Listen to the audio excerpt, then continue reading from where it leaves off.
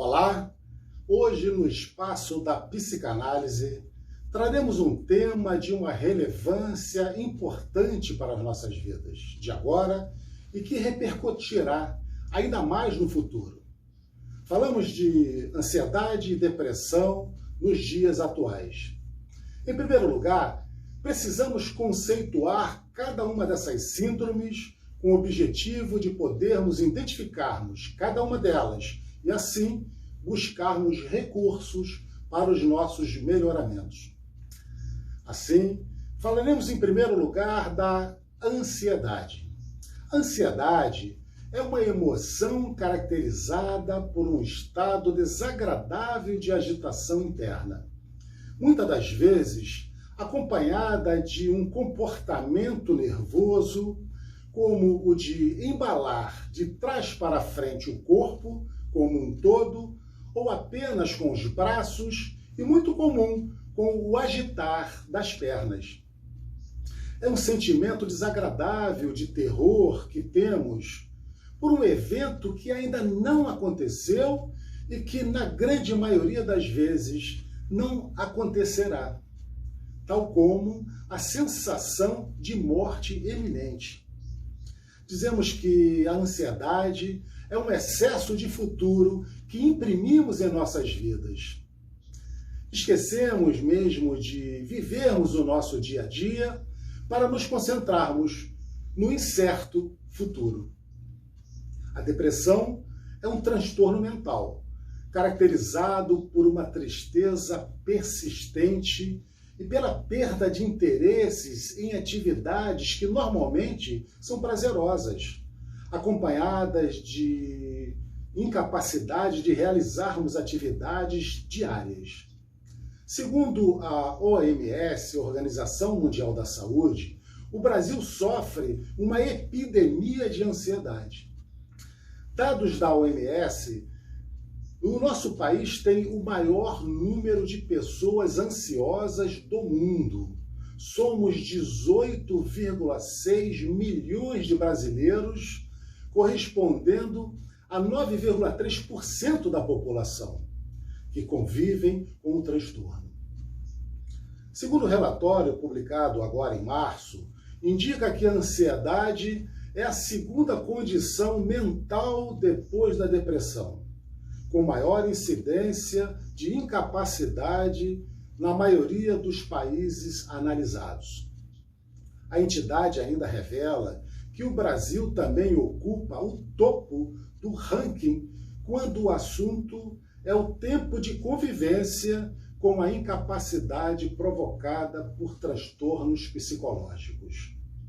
De acordo com a OMS, fazem parte do espectro dos transtornos de ansiedade as fobias, o TOC, que é o transtorno obsessivo-compulsivo, e o ataque de pânico. Apesar de tudo isso, ainda existe um tabu, um grande preconceito em relação ao tratamento. Ainda segundo a OMS, nos últimos 10 anos, o número de pessoas com depressão aumentou 18,4%. Isso corresponde a 322 milhões de vidas, ou 4,4% da população mundial.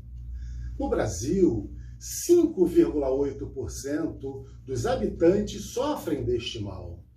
Isto significa um total aproximado de 11,5 milhões de pessoas.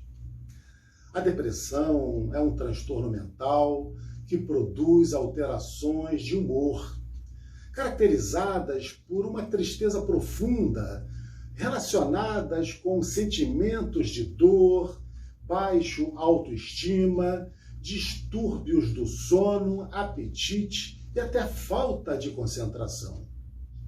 O indivíduo que passa por algum trauma ou instabilidade emocional forte, como perda de algo de muita relevância para ele, como um emprego ou um luto, estão mais sujeitos, mais propensos a desenvolver a doença. É importante ressaltar que Muitas vezes a família, os amigos, os colegas não conseguem entender que a pessoa que está com depressão não está neste quadro porque quer, mas sim porque está sofrendo com uma doença mental séria.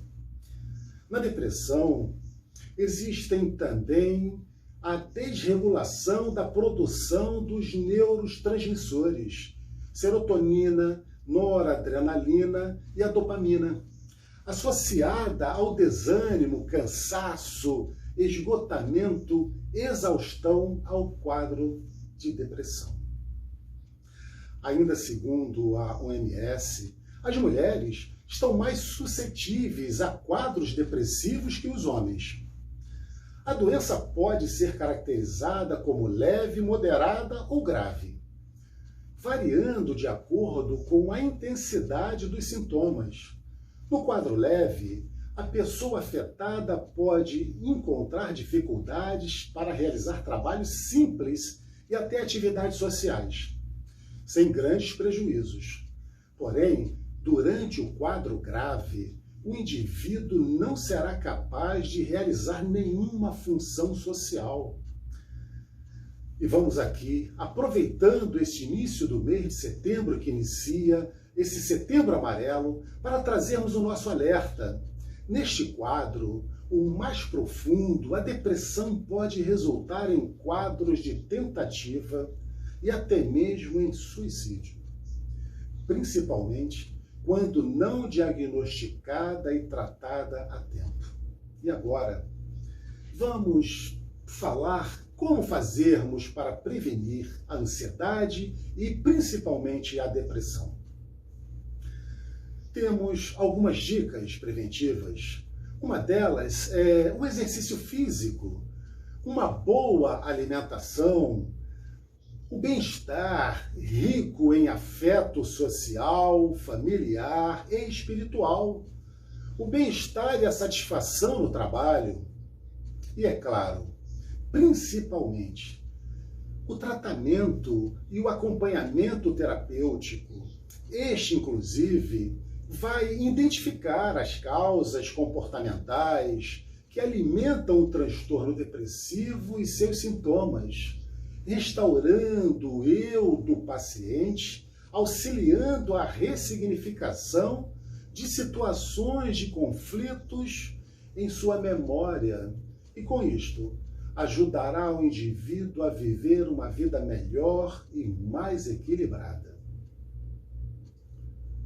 É isto. Por hoje, ficaremos por aqui. Retornaremos na próxima quarta-feira. Se gostaram, curtam, comentem, compartilhem, visitem as nossas redes sociais. Paz para todos e até a próxima.